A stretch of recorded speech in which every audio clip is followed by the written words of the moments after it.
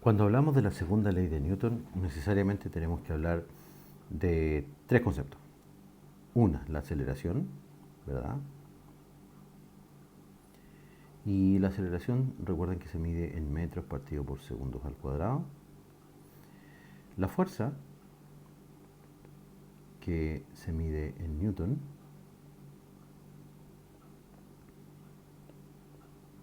¿Ya? Y la masa,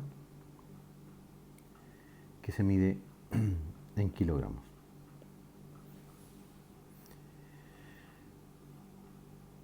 Noten lo siguiente, que al dividir, por ejemplo, los newton, que se definen como kilogramos metros partido por segundo al cuadrado, dividido por kilogramos, ¿no es cierto?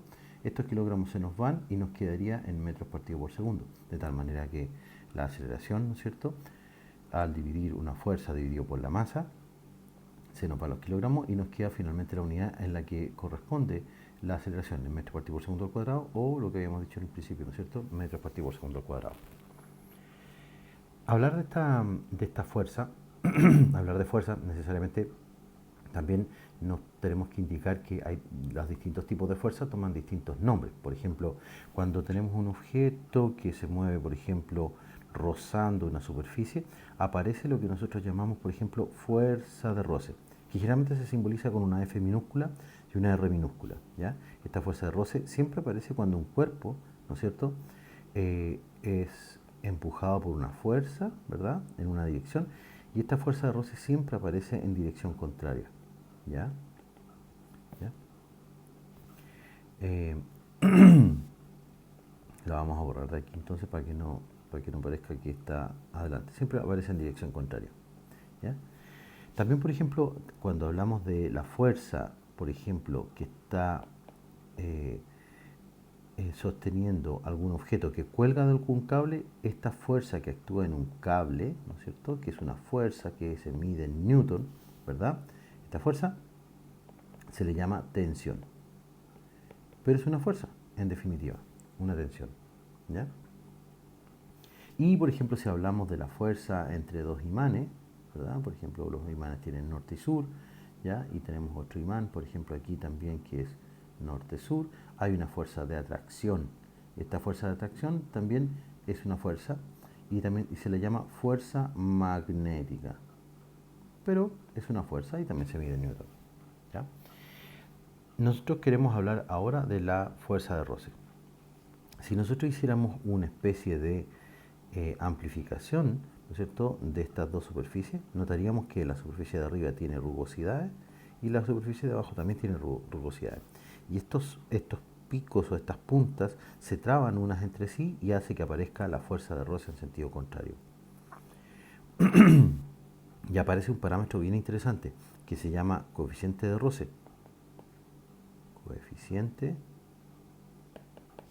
de roce. El coeficiente de roce es un número que nos indica cuánto es el rozamiento que hay, qué tan grande es el rozamiento que hay entre dos superficies.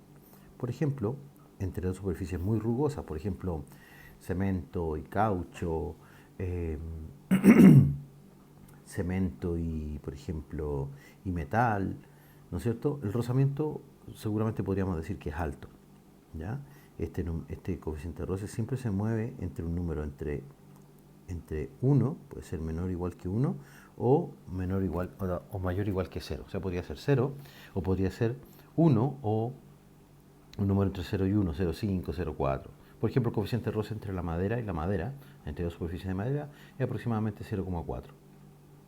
¿Ya? Y decimos nosotros que la fuerza de roce que aparece en un cuerpo se puede calcular como mu, que es el coeficiente de roce, por la normal.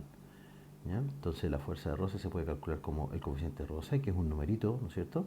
Y la normal, que es la fuerza que hace la superficie hacia arriba sobre el objeto.